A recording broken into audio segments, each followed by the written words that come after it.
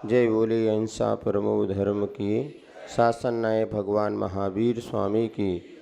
आचार्य गुरुवर श्री विद्यासागर जी महाराज की। चलिए, हाँ बैठिए। पिछले दिनों शांति भक्ति का उच्चारण चल रहा था। वैसे तो 8 काव्य हो गए थे, किंतु 8वां काव्य बाहर वालों को पढ़ने के लिए नहीं मिला। ऑनलाइन वालों को किसी समस्या की वजह से पुनः एक बार उसका रिवीजन करते हैं, फिर आगे का प्रारंभ करते हैं। पेज नंबर 35 पर न स्नेहाच्छरणं प्रयान्ति भगवन् पादद्वयं ते प्रजा हेतुस्तत्र विचित्र दुःखनिचया संसार घोरार्णवा अत्यन्ते स्फुरदुग्ररश्मिनिकर आकीर्णवो मण्डलो ग्रैष्माकारयतीन्दुपादसलिल छायानुरागम। बस बाकी बाद में करेंगे। 8वां श्लोक बताते हैं। शांतिम शांति जिनेन्द्र शांत मनसस त्वत्पाद पद्माश्रयात्। शांतिम शांति जिनेन्द्र शांत मनस त्वत्पाद पद्माश्रयात्। बोलिए।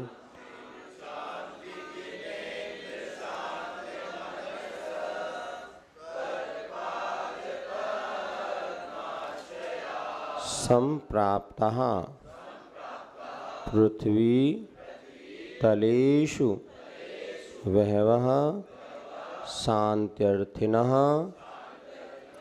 प्राणिनः। संप्राप्ता पृथ्वी तलेषु बहवः शान्त्यर्थिनः प्राणिनः।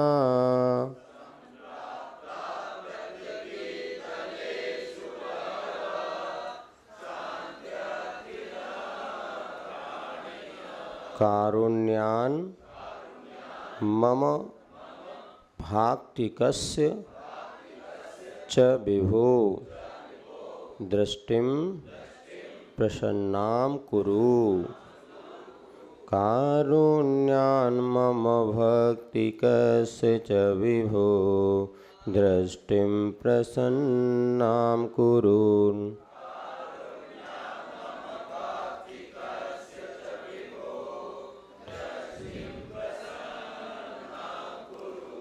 त्वत् पादद्वय दैवतस्य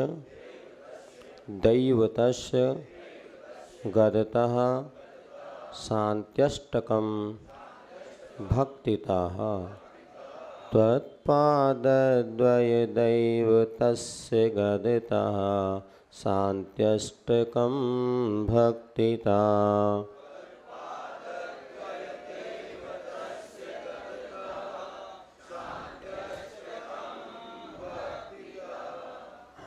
पढ़िए एक साथ। शांतिम शांति जिनेन्द्र शांत मनस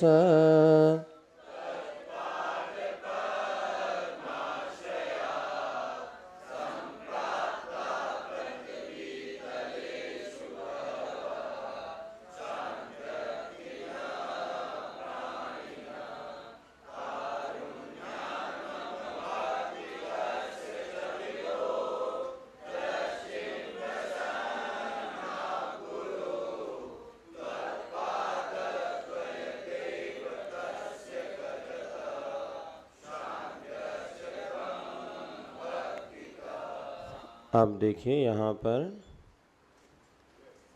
हे शांति जिनेन्द्र शांत मनसस्त, हे शांतिनाथ भगवान, जिसका मन शांत है अर्थात अनंतानुबंधी आदि कषाय अथवा मिथ्यात्व से जिसका मन दूर होकर के सम्यक्त की ओर आ चुका है, ऐसा त्वत्पाद पद्माश्रयास आपके चरण रूपी कमल का आश्रय लेता हुआ शांतिम संप्राप्तः शांति को प्राप्त किए हुए पृथ्वी तलेषु वहवा इस धरती तल पर बहुत सारे शांत्यर्तिनः प्राणिना को जिनको शांति की आकांक्षा थी, ऐसे सम्यक दृष्टि जीव आपके चरण कमलों का आश्रय लेकर के शांति को प्राप्त हुए हैं। अर्थात यहाँ पर जिन्हें शांति की इच्छा थी, जिनकी कषाय मंदी थी और उन्हें आपका आश्रय लिया तो उन्होंने शांति को प्राप्त किया। सुख और शांति की जोड़ी बना लेते हैं, सुख शांति को प्राप्त किया। कारुण्यान मम भक्ति कश्च विभो, हे प्रभु मम यानी मुझ, मैं जो भक्ति भाव से जुड़ा हुआ हूँ, भरा हुआ हूँ, ऐसे करुणा करके दृष्टिम प्रसन्नाम कुरु, मुझ पर प्रसन्नता करें। त्वत्पाद पंकज पदद्वय दैव सद्गता, जो आपके चरण द्वय के जो प्राप्त होते हैं, ऐसे जीव शांत्यष्टकम भक्तिता, शांति ये अष्टक जो 8 काव्य बने हैं इसको शांत्यष्टक कहा है। भक्ति पूर्वक जो शांत्यष्टक को प्राप्त हुए हैं अथवा जो उनका पाठन करते हैं, उच्चारण करते हैं, ऐसे वह भक्त जीव सम्यक दर्शन या दृष्टि को प्राप्त कर लेते हैं। अर्थात मुझ पर आपकी प्रसन्नता हो, जिससे मेरी दृष्टि जो है सुव्यवस्थित हो। दृष्टि का अर्थ होता है, एक तो आँखों की ज्योति, सुनते हैं पूजपाठ स्वामी की आँखों की दृष्टि चली गई थी, आँखें तो थी लेकिन ज्योति कमज़ोर पड़ गई थी, तब उन्होंने शांत्यष्टक की रचना की और उनकी आँखों की ज्योति पुनः व्यवस्थित हो गई, पुनः आ गई। अथवा दृष्टि से यहाँ पर सम्यक दर्शन भी ले सकते हैं। तो यहाँ पर यही बात कही गई कि वहाँ पर हे शांतिनाथ भगवान, पृथ्वी पर जिनका मन शांत है, ऐसे शांति के इच्छुक अनेक जीव ने आपके चरण कमलों के आश्रय से शांति को प्राप्त हुए हैं। हे भगवान, आपका चरण युगल ही जिनका आराध्य है, ऐसे आपका भक्त और भक्ति से जो शांतष्ट का स्पष्ट उच्चारण कर रहा है, ऐसे मेरे लिए सम्यक को करुणा दया भाव से निर्मल करो अथवा प्रदान करे। ऐसी यहाँ पर भावना के साथ ये अपन ने पढ़ लिया था।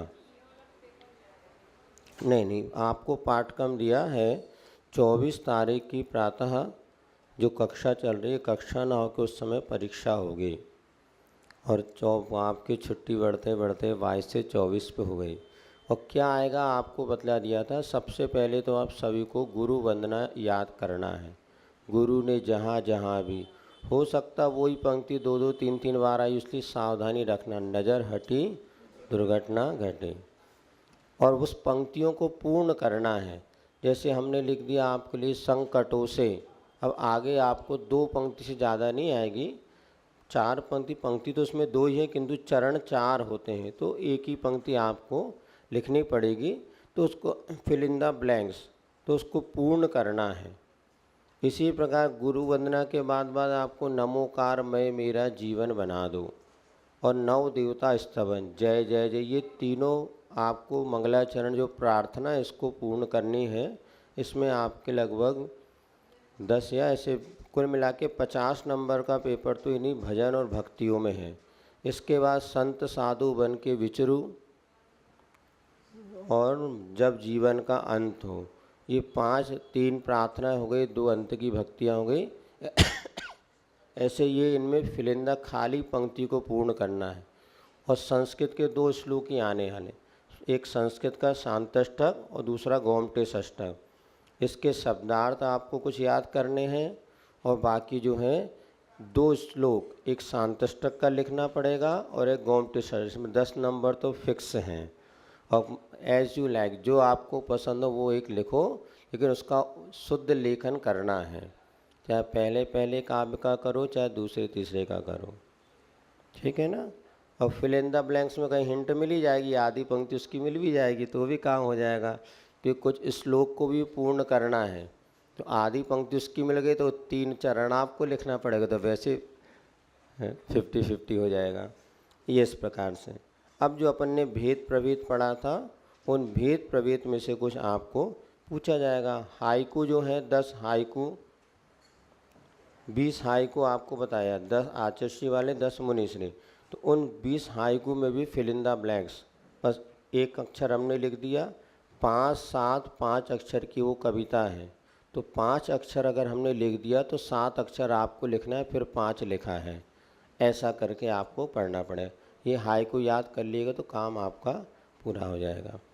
इसके बाद दोहे दिए थे, दोहे 10 दोहे आपको लिख करके पहुंचाए थे, तो वो सब 10 दोहे याद करना। अर्थ नहीं आएगा, वहाँ शब्दार्थ और खाली उस दोहे को पूर्ण करना है।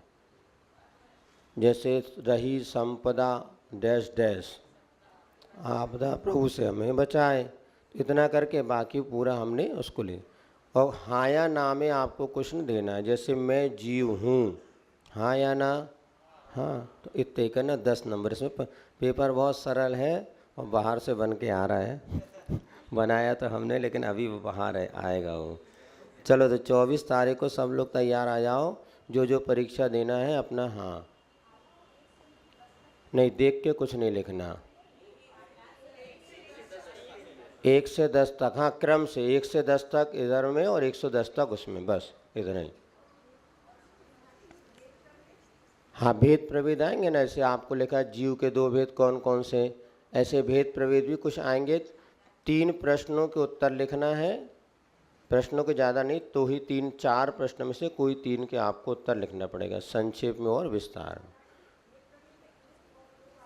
हाँ, बस 1 और 2 में सिर्फ आकाश द्रव्य तक आएगा, आकाश कहाँ है, बस 5 तक, 1 में 2 में मात्र 5 तक है। बाकी अगला पेपर जो होगा 1 या 2 तारीख को, उसका सिलेबस आपको कल परसों पहुंचा देंगे। अभी घबरा जाओ इसलिए, फट से पढ़ाई तो पूरी होएगी अपनी अपनी परीक्षा तो बहुत पुराने के ले रहे हैं, अपन तो कितने आगे बढ़ गए।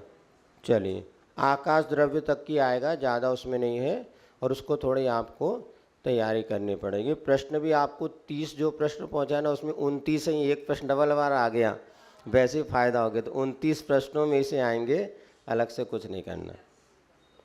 चलिए, अब ये सिलेबस हो गया। अब 2 दिन 3 दिन में अपन थोड़ा थोड़ा आपको रिवीजन करा करके बीच बीच में करते रहेंगे। ऑनलाइन वाला का भी सोचेंगे, अभी तो जो सामने आके परीक्षा दो वो ही ज़्यादा अच्छा है, नहीं तो सब लोग घर बैठे ऑनलाइन खाना खाने बुलाने लगे आजकल। नहीं, आ सकते हैं जो लोग आएंगे तो अपन देखेंगे, है ना।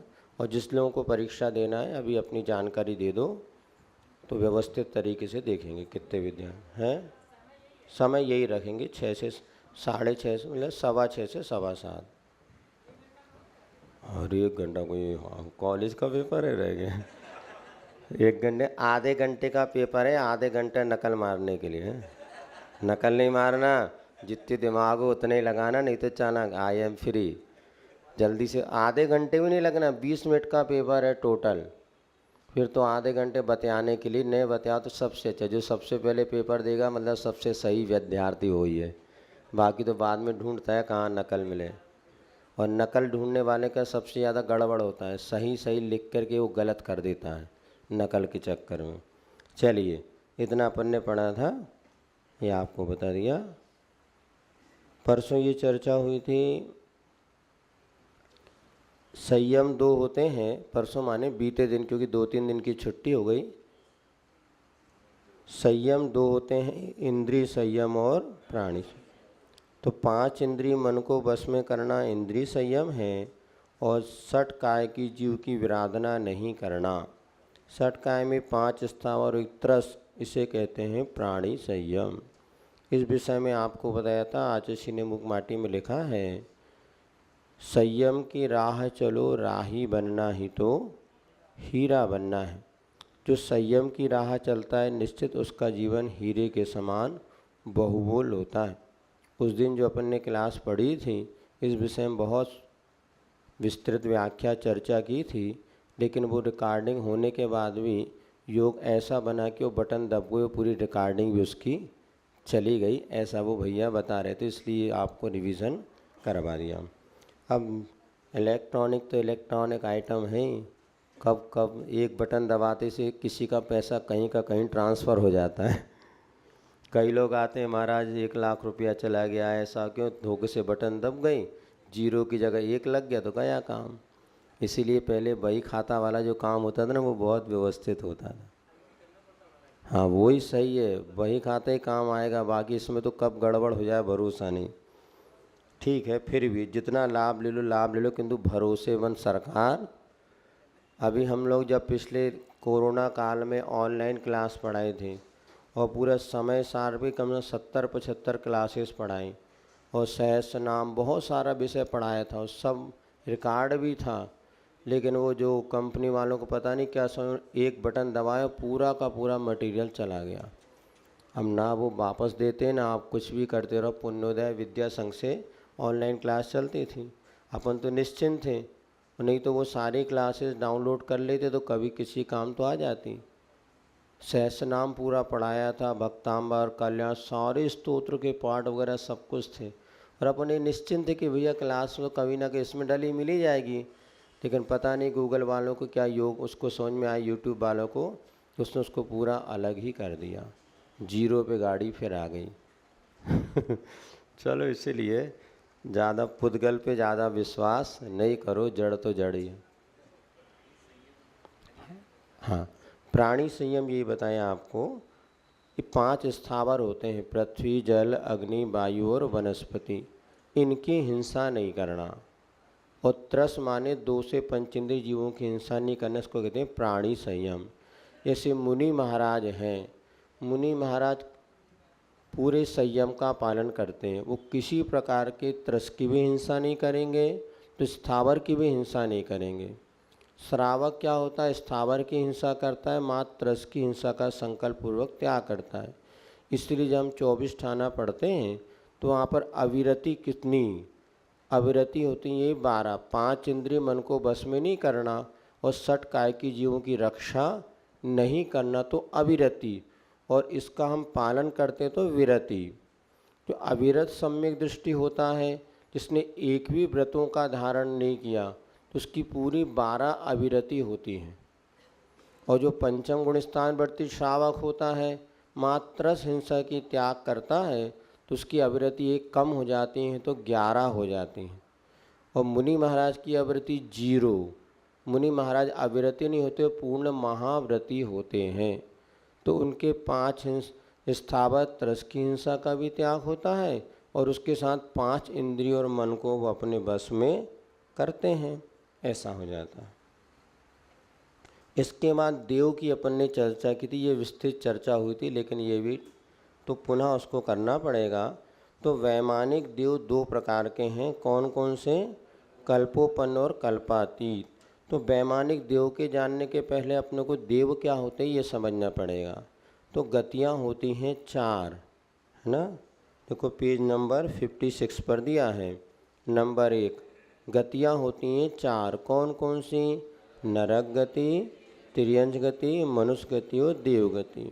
तो गति कोई स्थान विशेष की संज्ञा नहीं है, किंतु नाम कर्म के उदय से जो अवस्था मिलती है, गति नाम कर्म के उदय से जो अवस्था विशेष प्राप्त होती है उसे कहते हैं गति।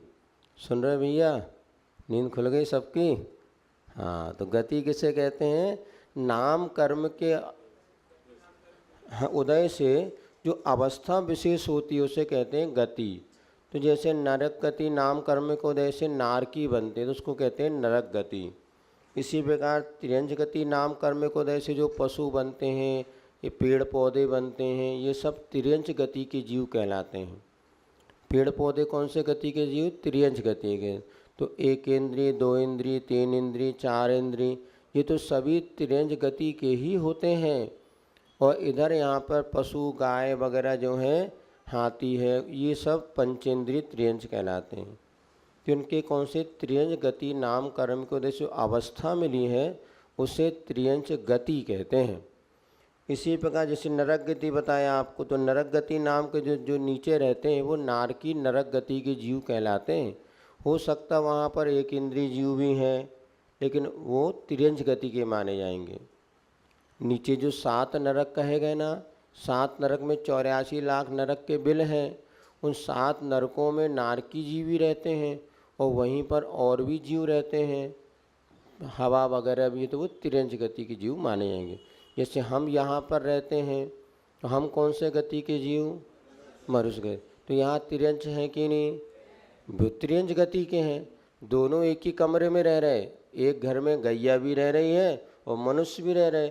तो मनुष्य गति का जीव और गाय त्रियंच गति का जीव है। तो कोई स्थान का नाम गति नहीं है, वो व्यक्ति की कंडीशन, अवस्था का नाम गति है, ये समझना। कुछ लोग समझते हैं गति माने स्थान, नहीं, स्थान नहीं है, वो तो कंडीशन है। अब जैसे अधोलोक में भी देवलोक रहते हैं, किंतु वो देवगति के माने जाते हैं। ऐसे मनुष्य गति और देवगति। अब देवगति क्या होता है? देवगति नाम कर्म को जैसे उनको एक अवस्था विशेष मिलती है, उसे देवगति कहते हैं। तो देवगति के जीव कहाँ रहते हैं? स्वर्ग, ऊपर स्वर्ग में भी रहते हैं, मनुष्य यहाँ पर भी रहते हैं, इसके नीचे जो अधोलोक है वहाँ पर भी भवंतर आदि देव रहते हैं। तो देवगति के जीव तो तीनों लोक में रहते हैं। आ रही बात समझ में? देवगति के जीव कितने लोक में रहते हैं? ऊपर भी रहते हैं, यहाँ भी रहते हैं और नीचे भी रहते हैं। और नरक गति के जीव कहाँ रहते हैं? मात्र नीचे रहते हैं। और त्रियंच गति के जीव कहाँ रहते हैं? तीनों लोक में रहते हैं। एक इंद्रिय की अपेक्षा तीनों लोक में है ही ऐसा। हाँ, 2 इंद्रिय से 5 इंद्रिय वाले तो 2 इंद्रिय से मध्य लोक में रहते हैं। नारकी और देव नियम से पंचेंद्रिय ही होते हैं ऐसा। अब यहाँ पे जो 4 गति में देवगति हैं, देवगति में जो देव जन्म लेते हैं वो कैसे होते हैं? तो देव लोगों के पास विशेष रिद्धियाँ होती हैं। वो 8 प्रकार की रिद्धि होती हैं। उसको थोड़ा सा और देख लेते हैं कि देवों का शरीर कैसा होता है। जैसे प्लास्टिक का गुड्डा आप बनाते हैं या मोम का पुतला, ऐसे उनके शरीर में हड्डी नहीं होती, खून पीप मांस आदि देवों के शरीर में नहीं होता। उनका वैक्रियक शरीर होता है। जैसे ही देवों का जन्म होता है, जन्म होते ही वो अंतर्मूर्त में देव देवियाँ 16 वर्ष के युवा और युवती की तरह उनका पूरा शरीर बन जाता है। उनकी उपाद सैया होती हैं, जहाँ पर जैसे ये एक पलंग है उसमें चादर बिछी होती है, ऐसे वहाँ पर वो अंतर्मूर्त में जाके जन्म लेंगे। अंतर्मूर्त किसे कहते हैं? 48 मिनट से 2 समय कम और नीचे आवली से ऊपर। विशेष व्याख्यान अपन आगे योग बनेगा पता देंगे, अभी इतने समझो। अंतर्मूर्त में वो देव पूरा शरीर बना लेते हैं 16 वर्ष के युवा देवियाँ युवतियों के समान। और जैसे वो बड़े होते तुरंत चादर अलग किया और वो अपनी अन्य क्रियाओं में वहाँ पर लग जाते हैं। इनका शरीर वैक्रियक शरीर होता है। अपने शरीर को छोटा बड़ा आदि अनेक प्रकार का रूप बना लेते हैं। इनके बाल मूछ वगैरह कुछ नहीं होते, किंतु जैसे अपन प्लास्टिक की डॉल वगैरह खरीदते उसमें प्लास्टिक के ऐसे रैच बना के बाल भी बना देते हैं, तो उसी में उनकी सेटिंग भले होती होगी, लेकिन दांत भी नहीं होते, ये हड्डी वगैरह उनके शरीर में नहीं होती, खून पीप मांस वगैरह कुछ नहीं होता। इसीलिए उनका फिर भी उनका शरीर हम लोगों से लाख गुना सुंदर होता है। जब भी कोई बताते ना देवता बना देते, कई मंदिर में ऐसा बना दिया भयंकर, नहीं, सारे के सारे देव बहुत सुंदर रूप वाले होते हैं, लेकिन वो विक्रिया करते हैं तो अपने रूप को विकृत बना लेते हैं। लेकिन स्वाभाविक रूप से सभी देव देवियाँ बहुत सुंदर होते हैं। उनको कैसा सुख मिलता है? तो उन्होंने बताया आचार्य पूजवन, नाके नाको कसाम सौख्यम नाके नाको, देवों की सुख की कल्पना और हम किसी से तुलना तो कर ही नहीं सकते। उनका उन्हीं प्रकार। अब यहाँ पर मूल रूप से शरीर को जो छोटा बड़ा आदि बनाने की होती है, इसको रिद्धियाँ कहते हैं। पेज नंबर 61 पर 8 रिद्धियाँ हैं, उसको देख लें। पहली रिद्धि अणिमा। देव चाहे तो अपने शरीर को इतना छोटा बना सकता है कि एक सुई का जो अपन कपड़े सिलने की सुई होती है उसमें एक छेद होता है, उसमें से पूरा एक देव निकल जाए, अथवा राई के बराबर भी अपने शरीर को बनाने की क्षमता उस देव की होती है, उसको कहते हैं अणिमा रिद्धि। ऐसा सब देवों में अपनी अपनी क्षमता 61 नंबर पेज पर 16वां नंबर लिखा है, देवों की रिद्धियाँ 8 होती हैं। दूसरी होती है महिमा, अपने शरीर को बड़ा बनाए तो इतना बड़ा बना ले कि सुमेरु पर्वत के बराबर, अथवा यहाँ पे सबसे बड़ी जो आपकी जो मंजिल है ना, हाँ हाँ, दुबई में बहुत बड़ी बिल्डिंग है बताते, बुर्ज खलीफा, उतना बड़ा अपने शरीर को बना लें, अथवा हिमालय के पर्वत बराबर अपना शरीर को बना ले, ऐसे उनके शरीर में क्षमता होती। जैसे विष्णु कुमार मुनिराज का रक्षाबंधन था, उन्होंने अपने शरीर को जब फैलाया तो कितना बड़ा बना लिया, तो एक पर्वत सुमेरु पर्वत पर रखा, तो दूसरा पर्वत मानुष उत्तर पर्वत पर रखा। ऐसा तीसरे में तो बचा ही नहीं था जगह। ऐसे भी शरीर को बड़ा, इसको कौन सी रिद्धि कहते हैं? महिमा, जो देवों के पास तो सहज होती है और इधर मनुष्यों के पास तप के माध्यम से प्रकट होती। 64 रिद्धिधारी मुनिराज अपन पढ़ते हैं ना, तो ये विष्णु कुमार मुनिराज थे जिनके पास ये रिद्धि तप के माध्यम से आई थी। लेकिन देवों के पास ये रिद्धियाँ स्वाभाविक रूप से हो जाती हैं। सबकी क्षमता अलग अलग होती हैं, लेकिन उनको जन्म लेते ही ये उनके पास कैपेसिटी हो जाती है। जैसे चिड़िया जो है जन्म लेते से उड़ना सीख जाएगी, किंतु मनुष्य वगैरह दूसरी वो फ्लाइट लगा के उड़ भी जाते हैं, तो विशेष पुरुषार्थ करना पड़ता। तीसरी है लघिमा, अपने शरीर को इतना हल्का बना लेंगे कि मकड़ी के जाला जो होता है उस पर बैठ जाए एक देव तो भी वो टूटने वाला नहीं। चौथी है यहाँ पर गरिमा, अपना शरीर को इतना भारी बना सकते हैं वो कि 100 लोग मिलकर के उठाएं तो भी वो शरीर ना उठे, अथवा क्रेन भी आ जाए उनको उठाने के लिए तो वो उनको कोई ना उठा पाए।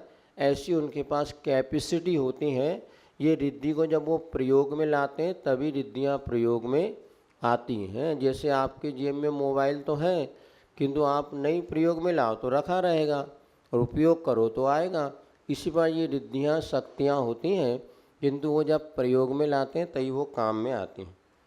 इसी प्रकार से प्राप्ति, अर्थात यहाँ बैठे बैठे दूर की वस्तु को पकड़ लेना, छू लेना। जैसे विष्णु कुमार मुनिराज को उसमें यहाँ से बैठे उन्होंने अपना हाथ फैलाया तो उनका हाथ फैलता फैलता चला गया। तो मनोवांछित वस्तु की प्राप्ति वो अपने एक स्थान पर बैठे बैठे भी कर सकते हैं। ये प्राप्ति रिद्धि होती है। इसके बाद प्राकाम में है। प्राकाम में माने जैसा अपना मन वांछित रूप बनाने की क्षमता होती है। कभी वो चाहे तो हाथी का रूप बना लेते हैं। जैसे ऐरावत हाथी यहाँ पर जो आता है ना, श्री जी के जब तीर्थंकरों का जन्म कल्याणक होता है तो ऐरावत हाथी स्वर्ग से आता है। ऐरावत हाथी कौन है? कोई त्रियंच गति का जीव की देव गति का? हाँ, वो है देव गति में विक्रिया करके वो हाथी बन जाता है। इसी प्रकार से सम्य शिखर आदि अपन जाते, कई बार किसी पशु कुत्ता वगैरह सहायता करते हैं तो देवलोग विक्रिया से ये रूप बना लेते हैं। अथवा यहाँ पर भी सौधर्मिंद आदि अपने अनेक रूपों को बना करके जिन्हें भगवान की भक्ति आदि करता है तो उनको अनेक प्रकार के रूप बनाने की क्षमता जो होती है उसको कहते हैं प्राकाम अथवा सकाम रूपित्व, इसका एक नाम आता है। ऐसा समझ में। इसके बाद क्या हो गया? ईशित्व, मतलब सब पर अपने स्वामी पना कि हम सबके स्वामी हैं, ऐसा वो रिद्धि आदि के माध्यम से सबके ईशत्व पना को प्राप्त कर लेते हैं। वो कुछ समय के लिए होता होगा, जैसे रिद्धि कुछ समय के लिए होती तो सब उनके घबरा के उनके दर्शन पूजन भक्ति आदि करने लग जाए, हाँ हाँ आप ही हमारे भगव ईश्वर हैं। ऐसा वशित्व, वश में करने की क्षमता, किसी को अपने बस में कर लेते हैं, कंट्रोलिंग कर लेते हैं, फिर जैसा चाहे वो व्यक्ति उनके अनुसार करने लग जाता है। ऐसी क्षमता उनके पास होती है। हाँ, देव यदि अपनी प्रकट विक्रिया करे तो हम देख सकते हैं। चतुर्थ काल में तो सभी लोग देखते होंगे, आज पंचम काल में ऐसा कुछ नहीं है। वो देव अपना अब यहाँ पर आते हैं तो अप्रकट रूप में आते हैं, लेकिन यदि वो चाहें आपको रूप दिखाना तो आप देख सकते हैं। किसी ने हमें बताया कि एक जगह एक माँ का अवसान, बच्ची का जन्म हुआ और माँ का अवसान हो गया। तो अवसान हो गया तो अब वो मतलब गर्भ, जब बच्ची का जन्म होते ही माँ मर गई। अब वो बच्ची को वो परिवार वाले लेकर के आ गए। 3 दिन बाद अमर जब उन्होंने अपना घर का सुबह सुबह खटखटाने की आवाज़ आई, दरवाज़ा खोला तो एक बहुत सुंदर महिला वस्त्राभूषण सुसज्जित वहाँ पर खड़ी थी।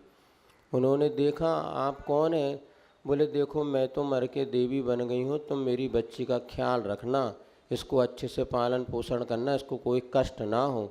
ऐसा कह के वो महिला वहाँ से तुरंत चली गई। गिरनार की घटना आपने सुनी है। गिरनार पर्वत में क्या हुआ था, एक महिला थी, उसका पति उसको हमेशा पीटता था, दारू वगैरह पीता था। एक दिन वो जब वो पी कर के आए तो उसको लगा ये मुझे मारेगा, चलो मैं तो अपने बच्चे को लेकर के पहाड़ पे चली जाती हूँ।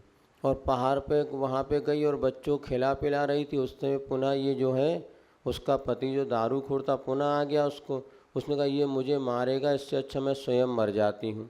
उसने को बच्चे को वहीं छोड़ा। उसके बाद वो जो पर्वत से कूद के गिर गई। तब से पर्वत का नाम, जहाँ नारगिरी तो पड़ गया गिरनार, पहले उसका नाम है ऊर्जयंत पर्वत। लेकिन जब नारी जहाँ से कूद के गिर गई तो उसका नाम गिरनार पड़ गया, ऐसा बताते हैं।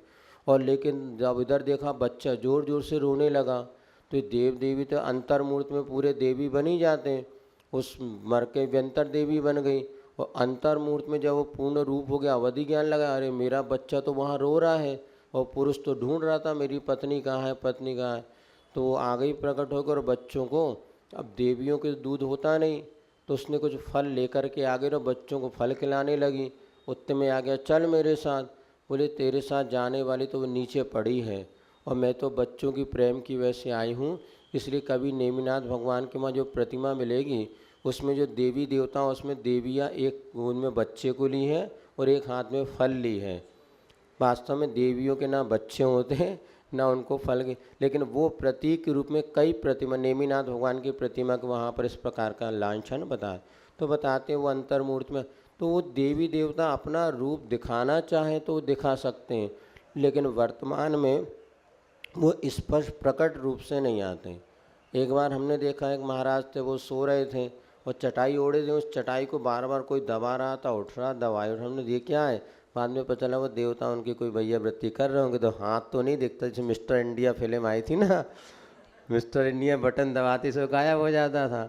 ऐसी अप्रकट रूप से आज भी वो लोग मदद करते हैं। अनुकूलता होती तो मदद भी कर देते हैं, उठा परख कर तो खटक पटक हो जाए तो उठा पटक भी कर देते हैं। इसीलिए ना इनसे डरना चाहिए। भूत व्यंतन, मरने के बाद कोई भूत व्यंतन नहीं, जरूरी नहीं है।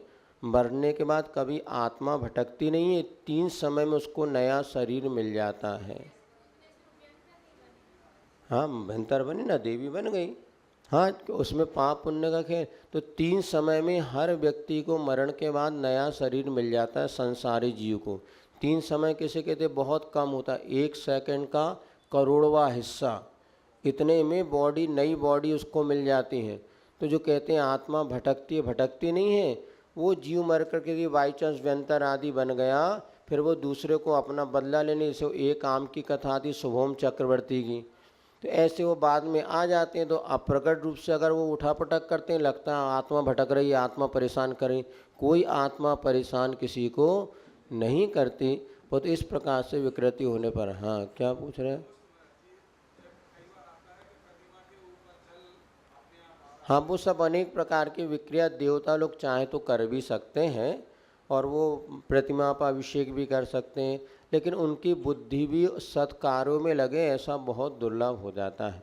चलिए, पाप पुण्य के ऊपर अपना इस प्रकार से यहाँ पर अणिमा मणिमा गरिमा आदि 9 रिद्धि देवों के पास होती हैं। इससे तो इसमें जो है, हाँ क्या, वशिष्ठ माने सबको बस में कर लेना। अब चलो सब हमारे पीछे, सब उनके पीछे बस में, हिप्नोटिस वगैरह कहते हैं ना, बसीकरण। तो बस में कर लिया तो सारे लोग उनके पीछे हो गए। आज वर्तमान में यही सबसे ज़्यादा हो रहा है। इसलिए जिनेंद्र भगवान के भक्त कम बचे अब। जिनेंद्र भगवान के भक्त कितने, तो जुगनू के प्रकाश के बराबर। और अन्य व्यंतर देवी देवताओं के वहाँ पे देखो आप, पूजा में लाइन लगी रहती। ईसत और वसित रिद्धि के माध्यम से, और पंचम काल में जीवों का पुण्य इतना क्षीण है कि उनको सम्यक्त को नहीं, मिथ्यात्व का माहौल ज़्यादा मिलता है और उसी में वो चले जाते हैं। वो तो अपना पुण्य है कि आज अपनों के इस घोर अंधकार में जुगनू के जैसा प्रकाश सम्यक्त हमें मिल रहा है, उसमें हमें अपना आत्म कल्याण का मार्ग प्रशस्त कर लेना चाहिए, किंतु बहुमत तो आपको इन्हीं का मिलेगा। सब भैया अब क्या बताएं। चलिए अब आगे बताइए। ये देव जो है 4 प्रकार के होते हैं। देखो यहाँ पर कहाँ दिया, कल अपन पढ़े थे, पेज नंबर 56 पर ही देखो, 6 नंबर 56 नंबर पेज पे 6। देव 4 प्रकार के होते हैं, भवनवासी देव, व्यंतर, ज्योतिषी और वैमानिक। तो भवनवासी वो होते हैं जो भवनों में रहते हैं। यहीं पर अपन जहाँ मध्यलोक में अनेक भवन बने हुए हैं, जिससे अपन सुमेरु पर्वत या अन्य पर्वतों पर, वहाँ पर भवनवासी देव रहते हैं। इसके बाद व्यंतर देव वो होते हैं, इनके विमान तो होते हैं किंतु फिर भी इनको घूमने फिरने में मज़ा आता है। घर में कम रहते हैं, बस कभी मंदिरों में, कभी पर्वत में, कभी चैत्यालयों में, कभी कहीं कहीं जाएंगे तो अपने विमान को छोड़ करके प्राय वहाँ घूमते रहते हैं। इनको व्यंतर देव कहते हैं। तीसरे ज्योतिषी देव होते हैं, जो सूर्य चंद्रमा है, ये सब विमान हैं देवों के। इसके अंदर जो देव रहते हैं ज्योतिष नाम कर्म के उदय से, तो ज्योतिषी देव कहलाते हैं। सूर्य चंद्रमा नक्षत्र तारे ये जो भी हमें देखने में आ रहे हैं, ये सब इन देवों के विमान का निचला भाग है। इनके ऊपर जो है नींबू कैसे 2 पीस कर दो तो ऐसा इनके विमान होते हैं। तो विमानों में नीचे का भाग जो होता है, सूर्य जो है उसका नीचे का भाग बहुत चमकदार है, उसमें आतप नाम कर्म का उदय होता है, इसलिए वो सूर्य का विमान हमें चमकता हुआ दिखता है। चंद्रमा में उद्योत नाम कर्म का उदय, तो वो हमें शीतलता लिए हुए दिखता है लेकिन चमकदार होता है। तो ये जितने भी ज्योतिष देवों के विमान होते हैं, इनमें जो देव रहते हैं वो ज्योतिषी देव कहलाते हैं। इसके बाद वैमानिक देव होते हैं, जो कि 16 स्वर्गम और उससे ऊपर रहते हैं। ये वैमानिक देव विशेष मान सम्मान को प्राप्त होते हैं, और ये जो है कहाँ रहते हैं, तो ऊपर रहते हैं। 16 स्वर्ग होते हैं, उसके ऊपर 9 ग्रेव्यग, 5 अनुदिश, 9 अनुदिश और 5 अनुत्तर। इन विमानों में जो विशेष मान सम्मान को प्राप्त होते हैं, ये वैमानिक देव कहलाते हैं, ऐसा समझना थे। इन वैमानिक देवों में जो 2 प्रकार के अपन ने पढ़े 10वें नंबर पे, पेज नंबर 54 पर, तो कल्पोपन्न और कल्पातीत। जो 16 स्वर्ग तक उत्पन्न होते हैं, ऐसे देव कहलाते हैं कल्पोपन्न, जहाँ पर देव और देवियाँ दोनों होते हैं 16 स्वर्ग तक। और उसके ऊपर के जो देव होते हैं 9 ग्रेव्यक आदि में, वो कहलाते हैं कल्पातीत। इतने ही समझना, 16 स्वर्गों में जो उत्पन्न होते हैं वो कल्पोपन्न, और 16 स्वर्ग के ऊपर मात्र देव होते हैं, देवियाँ नहीं होती। वहाँ कोई लड़ाई झगड़ा होता ही नहीं। लड़ाई झगड़ा का होगा, देव देवियाँ होंगे तो लड़ाई झगड़ा होगा, और देव ही देव का लड़े बेचारे। हाँ, लड़ते तो नहीं है, शांत है। शुक्लेच्छा सबकी होती है। तो ऊपर कल्पातीत, वहाँ पे कोई किला कलकल नहीं होती, इसलिए कल्पातीत। और नीचे 16 सरता, लड़ाई झगड़े सब चलते रहते हैं। तो यहाँ पर कल्पापन्न कहते हैं, ये सामान्य विषय है। लेकिन इसको निमित्त से आपको चारों गतियों की चर्चा कर ली, और आगे अपन विशेष रूप से करेंगे। हाँ, वैमानिक देव के ही 2 भेद हो गए। वैमानिक देव जो होते हैं ना, उनके 2 भेद बताएं। देखो, वैमानिक देव 2 प्रकार के होते हैं, कल्पोपन और कल्पातीत। तो 16 स्वर्ग में कल्पोपन, उससे ऊपर कल्पातीत। चलिए अब क्रम से अपन पढ़ते चलते हैं। उपयोग 2 होते हैं। उपयोग किसे कहते हैं? आत्मा की परिणति का नाम है उपयोग। जो आत्मा के हमारे परिणाम होते हैं, सुख दुख का संवेदन करना, तो ये सब उपयोग कहलाता है। आत्मा की परिणति का नाम है उपयोग, या परिणामों का नाम है उपयोग। वो 2 प्रकार के उपयोग होते हैं, ज्ञानोपयोग और दर्शनोपयोग। ज्ञानानुभूति और दर्शन अनुभूति, उपयोग को अपन अनुभूति भी कह सकते हैं, ज्ञान की अनुभूति अथवा दर्शन की अनुभूति। तो ज्ञान ये मति ज्ञान, श्रुत ज्ञान आदि जो होते हैं, ये ज्ञानोपयोग माना जाता है। हम जो पढ़ रहे हैं तो ज्ञानोपयोग। और दर्शनोपयोग में क्या होता, ज्ञानोपयोग के पहले जो होता है उसको कहते हैं दर्शनोपयोग। सामान्य अवलोकन का नाम है दर्शनोपयोग और जानकारी का नाम है ज्ञानोपयोग। अभी आप समझ लो, समझ में ना आए तो पूछो, फिर लिखना तो पक्का हुए। तो जैसे दर्शन में क्या होता है, निराकार होता है, कोई आकार नहीं होता। और ज्ञान में क्या होता है, कोई आकार होता है। जैसे आप फोटो खींचते हैं तो एक नेगेटिव आता है, फिर पॉजिटिव आता है। तो आचार्य ने कहा जो नेगेटिव में कोई सामान्य आकार मात्र है उसमें, तो उदाहरण के लिए। और ज्ञानोपयोग में क्या होता है, पॉजिटिव में पूरा रंग वगैरह कॉलर वगैरह सब आ जाती हैं। नेगेटिव में ज़्यादा समझ में, तो पहले नेगेटिव होता है बाद में पॉजिटिव होता है। तो हम जब किसी पदार्थ को जानते हैं, जैसे हमने ये कागज़ को देखा, ये पुस्तक को देखी, तो ये ज्ञान हुआ। इस ज्ञान के पहले एक आचार्य कहते हैं दर्शनोपयोग भी होता है। वो इतना सूक्ष्म होता है, उसे पकड़ने में हम एकदम समर्थ नहीं हो सकते। किंतु छद्मस्त दीप के जब कभी ज्ञान होगा तो दर्शन पूर्वक ही होता है। तो पहले दर्शन होगा फिर ज्ञान होगा। तो दर्शन क्या है, सामान्य होता है, और ज्ञान हो गया विशेष। तो सामान्य प्रतिभास का नाम है दर्शन। जैसे आप यहाँ बैठे और अचानक आपको कोई हिलता सा दिखा, तो कोई आया, ये तो हो गया दर्शन। फिर कौन आया, अरे ये तो भैया आया, तो हो गया ज्ञान। तो दर्शन इतना सूक्ष्म होता है, ज्ञान और दर्शन में भेद करना हमारे बस की बात नहीं है, फिर भी दृष्टांत से हम उसको समझ सकते हैं। ज्ञानोपयोग दर्शनोपयोग के और भेद आगे आपको बताएंगे। इतना ही समझना, सामान्य अवलोकन का नाम है दर्शन और विशेष जानकारी का नाम है ज्ञान। तो ज्ञानोपयोग और दर्शनोपयोग ऐसे जीव के दो प्रकार के उपयोग होते हैं। ज्ञान के 8 भेद होते हैं, दर्शन के 9 भेद होते हैं। वो तत्वाश्रुत आदि में आप विशेष रूप से पढ़ लेंगे या आगे आपको पढ़ा देंगे। हो गया क्लियर? ठीक।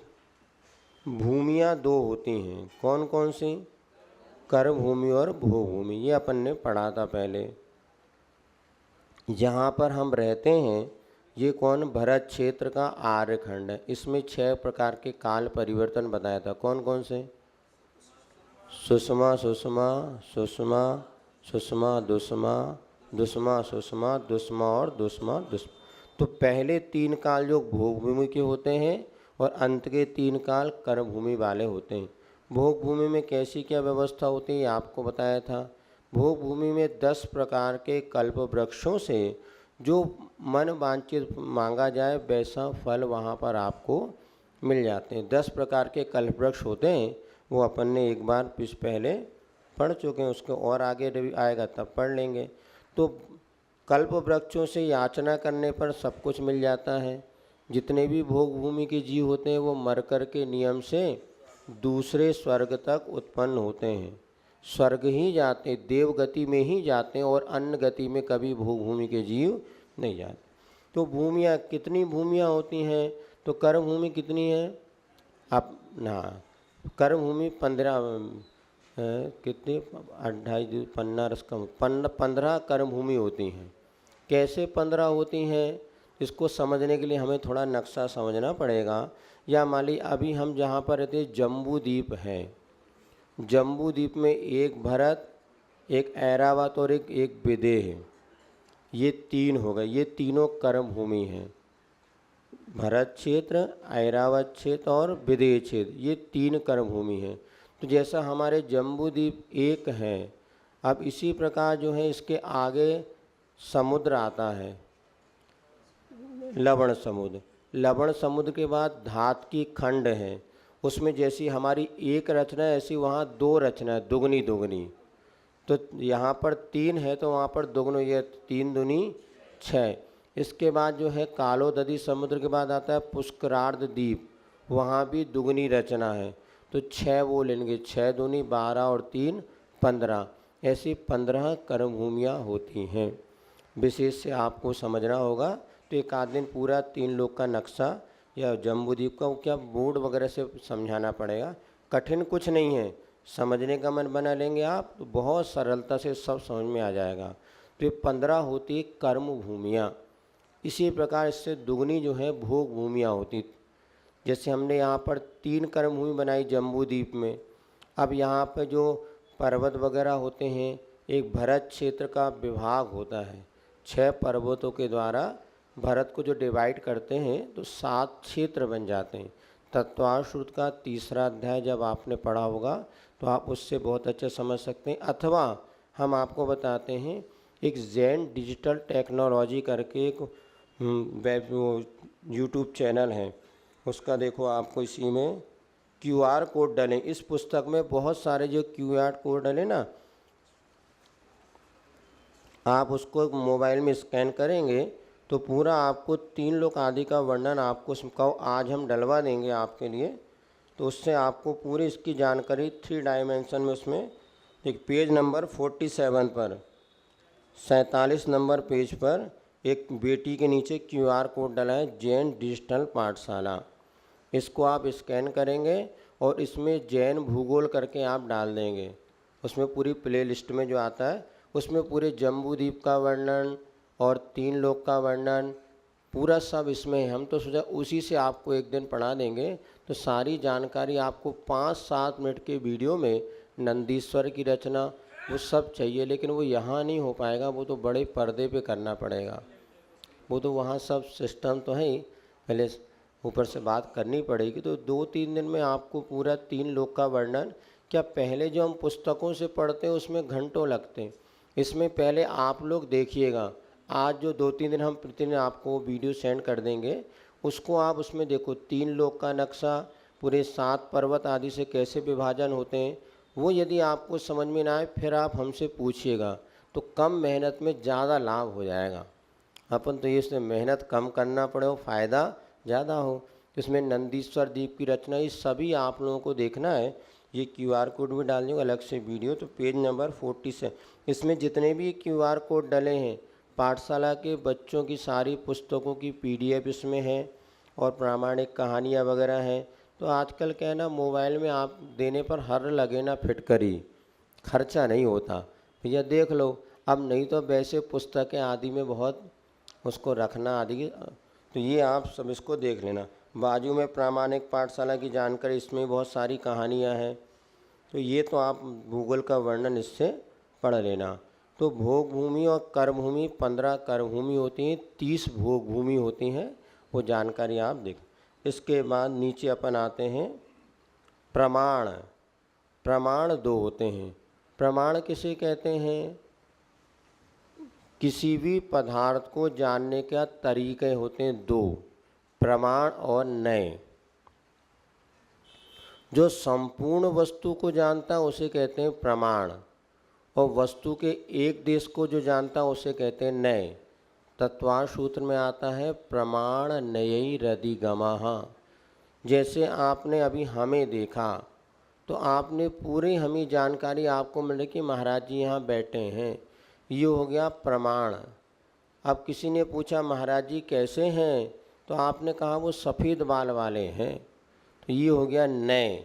आपने पूरी चीज़ में वर्णन तो किसी एक अंश को देख के किया, तो एक अंश को, वन पार्ट को जो ग्रहण करता है उसे कहते हैं नय। जो पूरी तरह वस्तु को ग्रहण करता है उसे क्या कहते हैं? प्रमाण। तो प्रमाण जैसे सम्यक ज्ञान को प्रमाण कहा है। अभी अपने को मात्र 5 ज्ञान प्रमाण है, इतना ही समझना। हम रोटी खाते हैं कि टुकड़ा खाते हैं? रोटी तो हो गई प्रमाण और टुकड़ा हो गया नय। तो यहाँ पर प्रमाण 2 प्रकार के होते हैं, प्रत्यक्ष और परोक्ष। जो सीधे आत्मा से वस्तु को जाने उसे कहते हैं प्रत्यक्ष प्रमाण, और जो इंद्रियों के सहायता से वस्तु को जाने उसे कहते हैं परोक्ष प्रमाण। प्रत्यक्ष प्रमाण किसे कहते हैं? जो सीधे आत्मा से पदार्थ को जाने। और परोक्ष प्रमाण किसे कहते हैं? जो इंद्रियों की सहायता से जाने। मति ज्ञान और श्रुत ज्ञान 5 ज्ञान होते हैं, पहले इसको समझना पड़ेगा। तो 5 ज्ञान, ये इसको कल पढ़ा देंगे ना, ज़्यादा ओवरलोड हो जाएगा। कुछ नई चीज़ अपन पढ़ लेते हैं आज। चलो इतने ही रखते हैं, कुछ एक आध वो पढ़ लेते हैं भजन, क्योंकि क्या पढ़ना है। चलिए हैं पेज नंबर 21 पर एक व्यक्ति जिसने जीवन पर धर्म कर्म नहीं कर पाया, जब वो मर गया तो उसकी अर्थी लोग लेकर, उसकी अर्थी को लोग लेकर के जा रहे हैं और प्रतीक के रूप में वह अपनी व्यथा बताता है कि मेरे साथ कैसे क्या घटा। ये इसमें पूरा का पूरा समय सार और जीवन की सार्थकता का वर्णन है। ये पूज्य क्षमा सागर जी महाराज ये सबको बहुत अच्छी तरीके से सुनाते थे। लेकिन मिस्त्री लाल जी गुना के कोई श्रावक हैं, अच्छे कवि हैं, उन्होंने ये रचना लिखी है। मिस्त्री लाल जी गुना वालों की रचना है और महाराज जी इसको बहुत अच्छी तरह से सभी को सुनाते। आज भी उनकी आवाज़ में रिकॉर्ड है। हमें ही बहुत अच्छा लगता तो हम भी कर देते हैं। एक पंक्ति हम बोलेंगे, एक पंक्ति आप लोग बोलना, अच्छी लगे तो हमेशा बोलना। आगे आगे अपनी ही अर्थी के मैं गाता चलूं,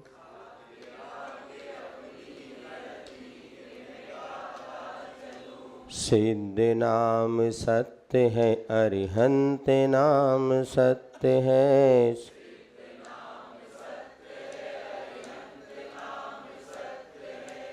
आगे बोलिए एक साथ, आगे आगे अपनी ही अर्थी के मैं गाता चलूं, सिद्ध नाम सत्य है, अरिहंत नाम। आई बात समझ में? वो व्यक्ति तो मर गया और एक प्रतीक के रूप में वो आगे उसकी आत्मा चल रही है और वो अपनी अर्थी को देख रहा है, वो कुछ गा रहा है कि दुनिया में जो कुछ था वो सब असत्य था, सिद्ध और अरहंत नाम ही सत्य है जो कि हमें शाश्वत सुख को देने वाला है, बाकी तो सब असत्य है। फिर क्या देख रहा है वो? पीछे पीछे दूर तक दिख रही जो भीड़ है, हो पंछी साक से उड़ा खाली पड़ा नीड़ है।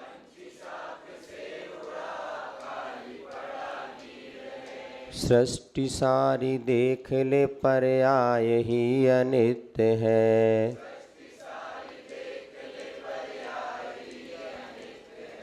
सिद्ध नाम सत्य है, अरिहंत नाम सत्य है। वो ये देख रहा है कि आज मेरी अर्थी के पीछे बहुत सारी भीड़ है। पहले तो बुलाए बुलाए लोग नहीं आते थे, आज बिना बुलाए पूरे इंदौर के लोग आ गए।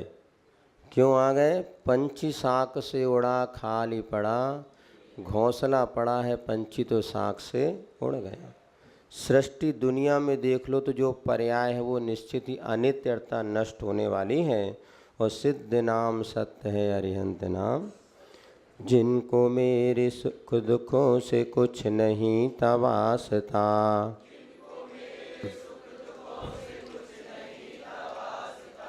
उनके ही कांधों पर मेरा कट रहा है रास्ता।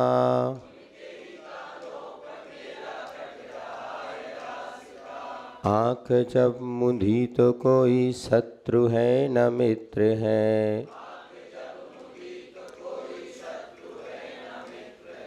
सिद्ध नाम सत्य है, अरिहंत नाम सत्य है, सिद्ध नाम सत्य है, अरिहंत नाम। अब वो क्या देख रहा है? जो मेरे कभी सुख दुख में भागीदार नहीं बने किंतु आज मेरी अर्थी को कांधा देने आ रहे हैं और उनके कांधों पर मेरा रास्ता कट रहा है। वास्तव में आँख जब मुंदी तो कोई शत्रु है ना। बच्चे लड़ते रहते हैं कि मैं इधर सोऊंगा, मैं उधर सोऊंगा, मुझे तकिया चाहिए, मुझे गद्दा चद्दर। कब तक? जब तक आँख खुली है। नींद लग जाए तो कहाँ तकिया, कहाँ मम्मी, कहाँ चद्दर, कोई नहीं पता। ऐसे हम लोग भी कब तक लड़ते हैं? जब तक आँख खुली है। और आँख जब मुनी तो कोई शत्रु है न मित्र है, सिद्ध नाम सत्य है। दूरियों से मैं नहीं बंधा मेरा संस्कार था,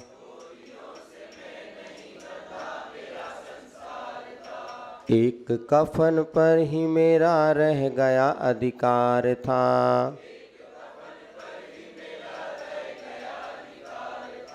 तुम उसे उतारने जा रहे यह सत्य है। सिद्ध नाम सत्य है, अरिहंत नाम सत्य है। सिद्ध नाम।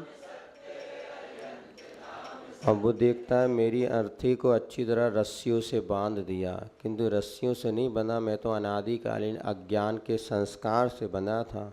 और जब अग्नि में लगाने लगे तो एक कफन जो उड़ाया था वो भी लोग खींच रहे हैं। तो एक कफन पर ही मेरा रह गया अधिकार था। जिंदगी में क्या कमाया, क्या हीरे क्या मोती, किंतु क्या करो कफन में जेब, एक सुई की नोक भी नहीं लिया सकते। अंत में देर एक कफन भी उतार लिया तो वो कहता ठीक है आपकी गलती नहीं है, यही सत्य है कि एक कफन पर ही मेरा रह गया अधिकार, तुम उसे उतारने जा रहे हो, ये भी सत्य है। और सिद्ध नाम सत्य है। अरिहंत आपके अनुराग को आज क्या ये हो गया, जिस क्षण चिता चढ़ा महान कैसे हो गया। जो अनित्य वो ही नित्य, नित्य ही अनित्य है। सिद्ध नाम सत्य है, अरिहंत नाम सत्य है। सिद्ध। अब वो देखता है कल तक जो मेरे बिना एक क्षण भी नहीं रहते थे, आज वही आकर के मेरी चिता को अग्नि दे रहे हैं। तो जिस क्षण चिता चढ़ा महान कैसे, जैसी चिता पे चढ़ गया सब लोग कहने लगे बहुत अच्छा आदमी था, चले गए। बहुत अच्छी दादी अम्मा थी, चली गई। जिंदा में तो किसी ने प्रशंसा नहीं करी। मरवे के बाद सबसे बड़ा झूठ कब बोला जाता, शोक सभा में। बोले वो तो ऐसे आत्मा ध्यान में लीन रही, कभी आंखें खोल उठ के देखा ही नहीं उन्होंने 6 महीने से, पता चला कोमा में थे। और माया तो ऐसे धर्मात्मा थे बिल्कुल तो सबसे ज़्यादा सफ़ेद झूठ बोला जाता तो शोक सभा। मुझे हिंदुस्तान है मरने के बाद वीर चक्र मिलता है, जीते जी किसी को वीर चक्र, तो पक्का लिख के रख लो कि कभी हमें जीते जी प्रशंसा मिलने वाली, इसलिए प्रशंसा नहीं मिले तो खेद मत करो, क्योंकि यही दुनिया का रूल है कि जीते जी मरने के बाद ही प्रशंसा होती। जिस क्षण चिता छड़ा महान कैसे हो गया। चलो व्याख्या करेंगे तो 1 घंटा प्रवचन हो जाएगा। जो अनित्य वो जो नित्य है वही अनित्य है, जो अनित्य है वही नित्य, यही संसार का क्रम है। जैसे मैं मरता भी हूँ तो नहीं मरता, द्रव्य की अपेक्षा मैं नित्य हूँ तो पर्याय की अपेक्षा से अनित्य। मैं अरूपी गंध दूर उड़ गई थी फूल से, लहर थी चली गई थी दूर मृत्युकूल से। सत्य देख हंस रहा कि जल रहा असत्य है। हो सिद्ध नाम है, सिद्ध नाम। तो आखिर में हूँ कौन, जैसे फूल से गंध उड़ जाती है ऐसे मैं अरूपी आत्मा हूँ जो कि शरीर से निकल गई, लहरती किनारे टकरा टकरा के वह समाप्त हो जाती हैं।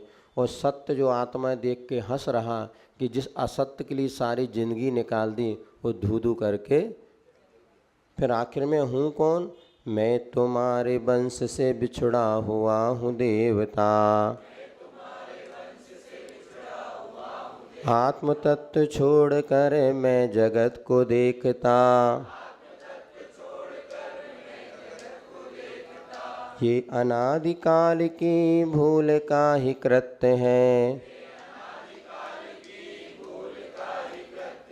सिद्ध नाम सत्य है, अरिहंत नाम सत्य है।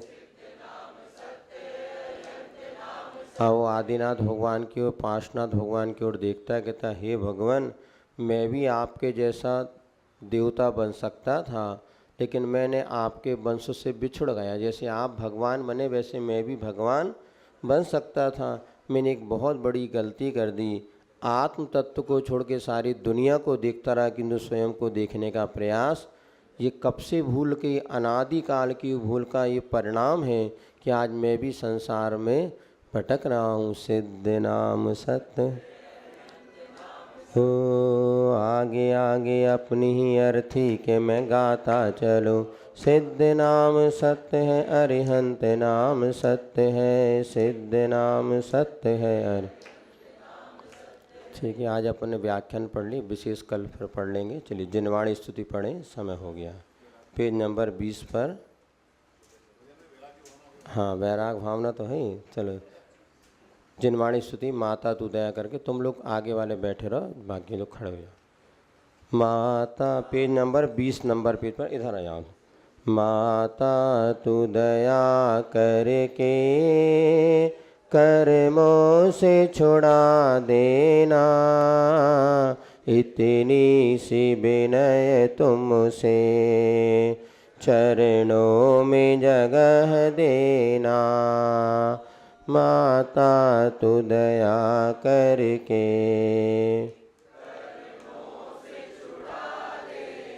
माता आज मैं भटका हूँ माया के अंधेरे में, कोई न मेरा है इस कर्म के रेले में, कोई नहीं मेरा है, तुम धीर बंधा देना, इतनी सी भी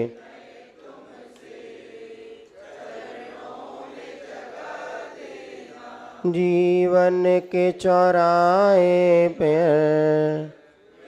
पूछ रहा कब से, जाऊं तो किधर जाऊं, यह पूछ रहा मन से, पत भूल गया हूँ मैं, तुम राह दिखा देना, इतनी से